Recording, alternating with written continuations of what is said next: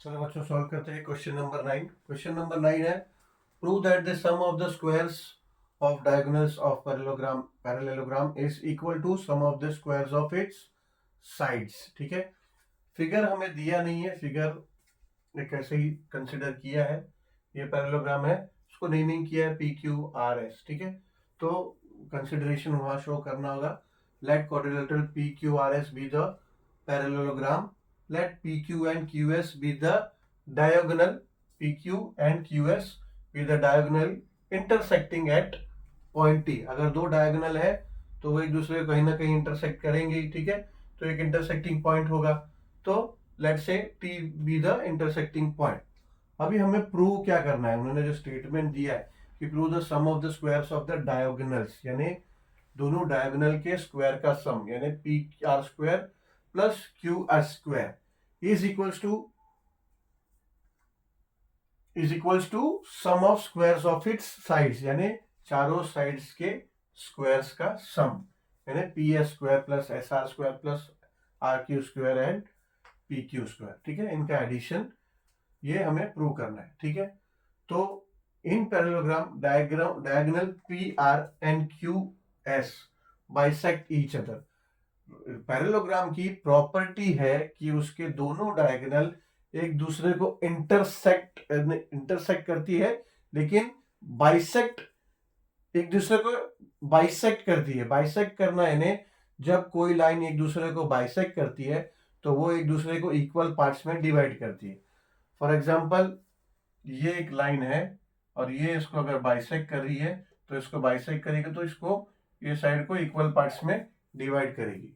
ठीक है, सो जैसे एंगल बाइसेक्टर है, अगर समझो ये एक एंगल है, इसको ये एंगल बाइसेक्टर, अगर इसको ये रे या फिर ये लाइन अगर इसको बाइसेक्ट करी, तो अगर ये एंगल था, ये लाइक से 60 डिग्री था ये मेन एंगल, तो अब जब बाइसेक्ट कर दिया तो इक्वली बाइसेक्ट करेगी। ठीक है, तो ये 30 डिग्री का हो जाएगा।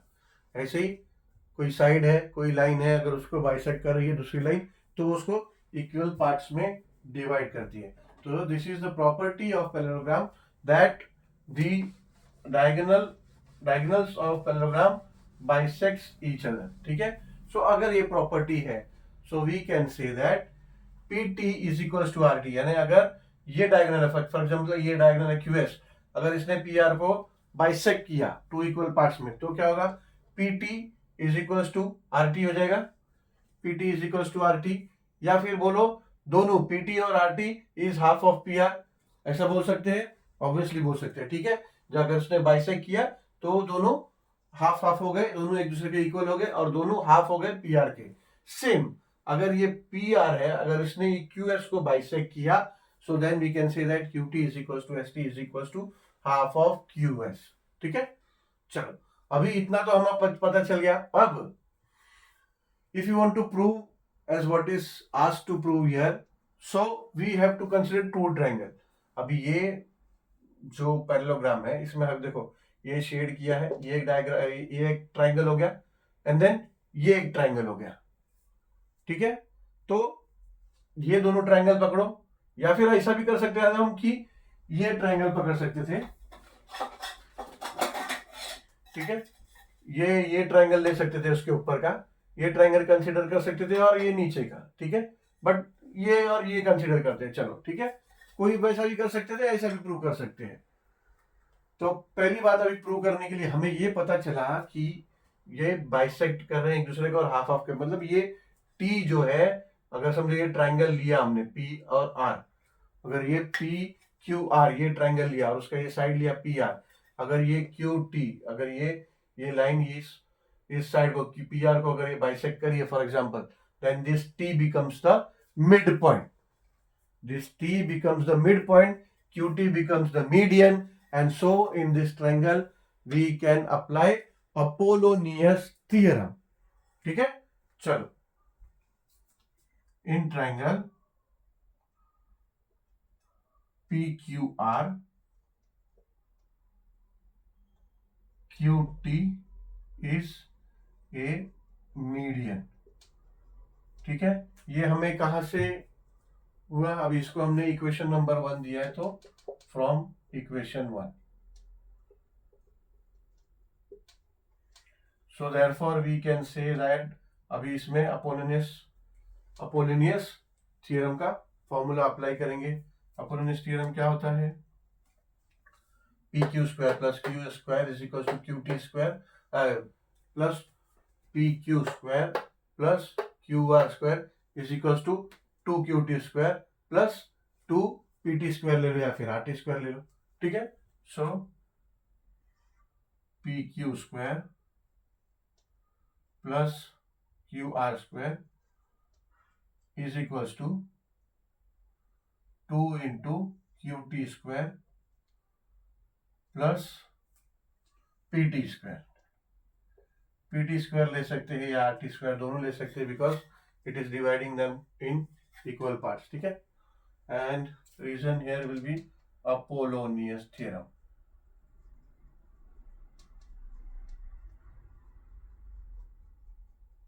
ठीक है, and we will give this as equation number 2. okay, same in another triangle, ये unshaded जो part है, this triangle PSR, in triangle PSR ST is a median।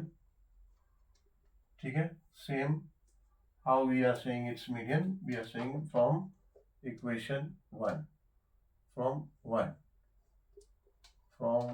था ये। ठीक है, from 1, so from 1 we can say that therefore PS square plus SR square is equals to 2 into ST square plus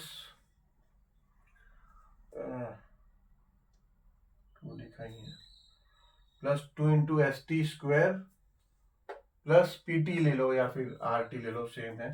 ठीक है, हम PT ले लेते, 2 PT square.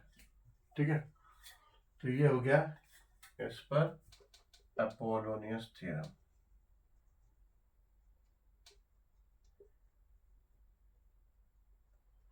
इसको दे देते हैं इक्वेशन नंबर 3। ठीक है, अभी हम क्या करेंगे, equation number 2 and equation number 3 को ऐड करेंगे। सो बाय एडिंग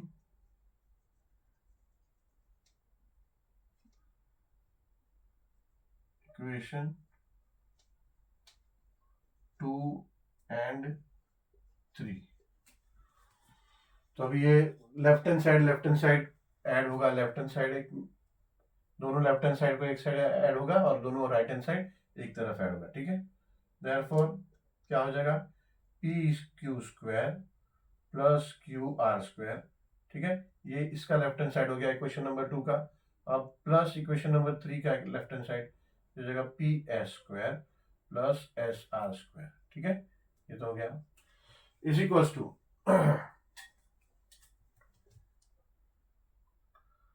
अब इसका right hand side equation number 2 का 2 QT square plus 2 PT square plus 2 ST square plus 2 PT square. ठीक है, अब ये देखो, ये PT और PT सेम है। ठीक है, एंड QT और ST आप देखोगे ना, QT and ST this is also equal.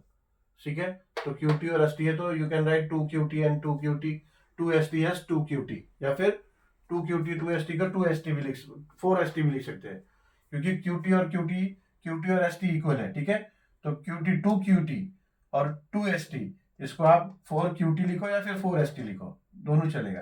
And ये 2 PT है, ये भी 2 PT है, तो इसको तो 4 PT वैसे भी लिख सकते हैं। तो हो जाएगा is equals to 2 QT square plus 2 ST square, क्योंकि ST is equals to QT है, so we can write 4 QT square. ठीक है, प्लस ये 2 PT है, तो ये हो जाएगा 4 इंटू PT स्क्वायर। ठीक है, नाउ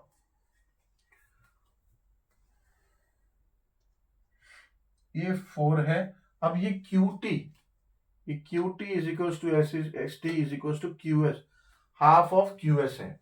ठीक है, तो ये QT की जगह पे हाफ ऑफ QS लिखेंगे। QT की जगह पे अगर हाफ ऑफ क्यू एस लिखा तो ब्रैकेट के बाहर स्क्वायर होगा, ठीक है ना, ये क्यू टी का स्क्वायर है और ये हाफ ऑफ क्यू एस है, तो ये 4 into half of Q S square हो जाएगा, प्लस सेम 4 इंटू ये पीटी है, तो पीटी को भी हम ऐसे इसी तरह से लिख सकते हैं, पीटी को half of P R square, तो ये हो जाएगा half of P R square, ठीक है। अब जब इसको आप ब्रैकेट ओपन करोगे ये दोनों का, ठीक है, तो देखो कैसा होगा, 4 इंटू ये हाफ है और क्यू एस है, दोनों का स्क्वायर है, तो ये हाफ है, ये बाहर जब आएगा 1/2 है, तो जब ये इसका स्क्वायर होगा तो 1/4 हो जाएगा, ठीक है। ब्रैकेट ओपन होगा तो दोनों को स्क्वायर लगेगा, हाफ को भी लगेगा और क्यू एस को भी लगेगा, तो ये हो जाएगा 1/4 इंटू क्यू एस स्क्वायर, ठीक है। प्लस सेम यहाँ पे भी सेम सिनेरियो, ये हो जाएगा 4 into 1/4 of P R square, ठीक है। अब ये देखो, ये 4 और ये 4 कट हो गया, ये 4 और ये 4 कट हो गया, तो ये क्या हो जाएगा, is equals to Q S square plus P R square, P R square, ठीक है। ये देखो, ये जो राइट हैंड साइड में आया, हमें जो प्रूव करना था उसका लेफ्ट हैंड साइड है, वो राइट हैंड साइड में आया, और जो लेफ्ट हैंड साइड में है जो प्रूव करना था उसका राइट हैंड साइड में, यानी ये देखो यहाँ पे है, तो ये हम यहाँ लिख सकते हैं कि पी क्यू स्क्वायर, यानी यही चीज यहाँ लिख रहे हैं, plus Q R square plus P S square plus S R square, ठीक है ना। ये हम कंटिन्यू लिखना चाहिए था, ये लिख नहीं रहे थे, इसको फाइनली ऐसा लिखा। ये क्या होता है, अगर कोई आपको आगे सॉल्व करना है, राइट हैंड साइड का सॉल्व करना है, तो लेफ्ट हैंड साइड में आप देयरफॉर इक्वल्स टू करके देयरफॉर इक्वल्स टू करके कंटिन्यू कर सकते हो, तो लास्ट में ये लिख दिया, ठीक है। So now we have proved what we wanted to prove, only thing is that ये राइट हैंड साइड में ये, तो वी कैन अरेंज हियर, यहाँ हम अरेंज करके लिख सकते हैं, ठीक है। Therefore Q S square plus P R square is equals to P Q square plus Q R square plus S R square plus P S square, ठीक है। तो ये आ गया हंस प्रूव्ड, ठीक है।